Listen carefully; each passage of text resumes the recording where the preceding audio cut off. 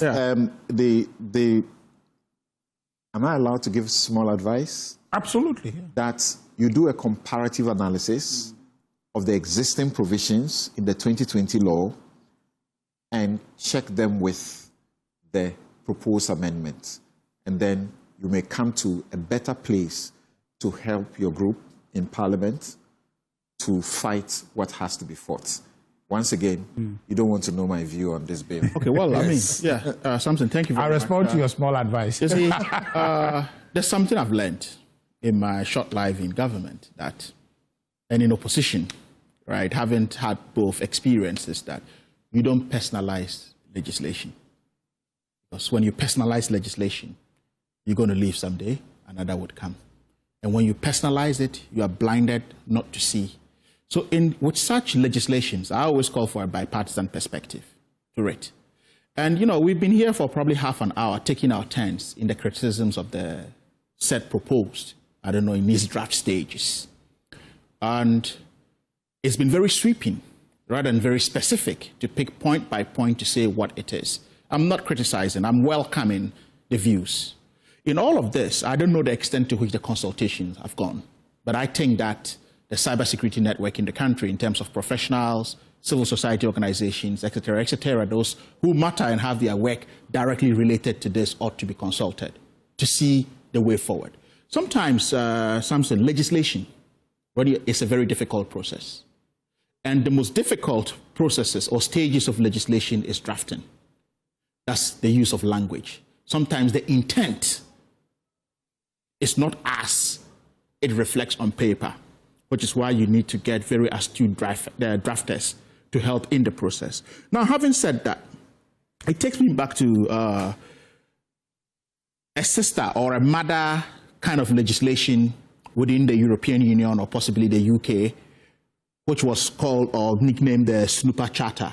And that is, by that I refer to the IPA 2016, which is the UK's Investigatory Powers Act. This has been described by its critics as the most, controversial surveillance law in the democratic world. Now, when it comes to issues of national security and surveillance and in how we expand them, they are a very difficult process. We talk about child molestation or online and protection.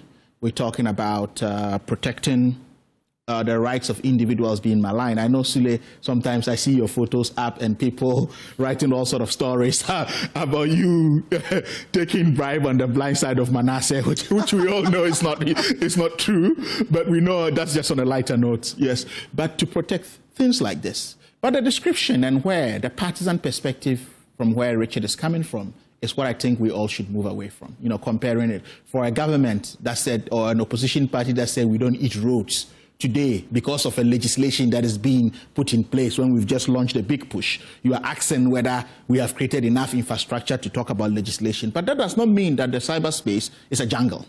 It needs some form of regulation. But all I'm calling for the drafters and the promoters of this act is that, look, let's judge all with the civil society organizations, let's judge all with the relevant agencies that matter. But Richard made a very dangerous point.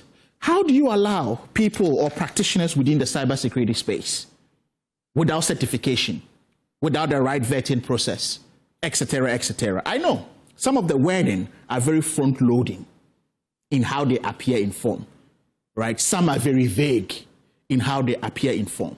And I think this is just draft stages, which is why we have a constitutional process in Parliament as to how, or a parliamentary procedure, how a bill goes through the various stages, right, before it finally gets a presidential accent.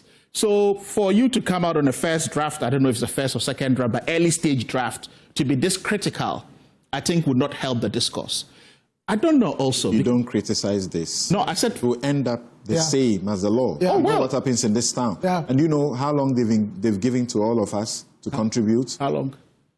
14th of November. Yeah. So I'm going to come to all of that. That's why I say they have to, because I took, to help with the discourse, I took some key elements of it, like interception of data and acquisition. I find that very interesting. I think that's something we really need to look at. And the sort of powers, instead of giving the powers to the court, we give it to individuals within these agencies. That's why we say we shouldn't personalize. Because when you give such powers to individuals within the agencies, because the court takes a process, it is slow. and it hears both sides of the opposing and whatever views it is.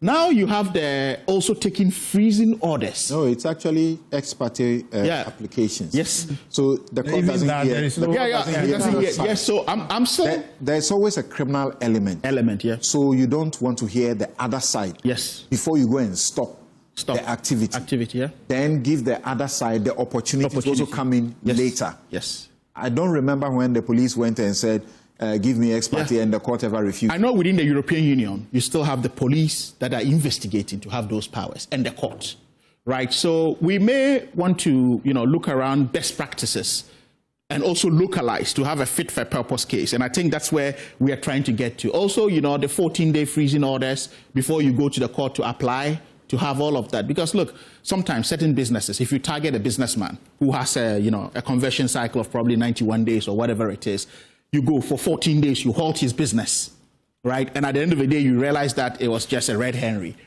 What happens? So there are critical issues to take. Then also you think about state protection and the interests of the state.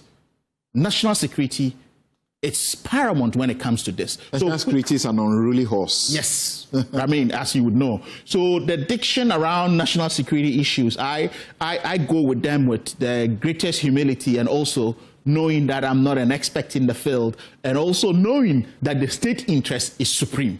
So I think that these are issues that we should not be very partisan about. But Sulemana and your good self, from your experience from civil society and the legal practitioner perspective, you all have contributions to make. And I said, these are early draft stages. Let's all come in and see how we can shape it, right, to have the supremacy of the state interest and to protect ordinary citizens regardless of party coloration. Let me go to your colleague.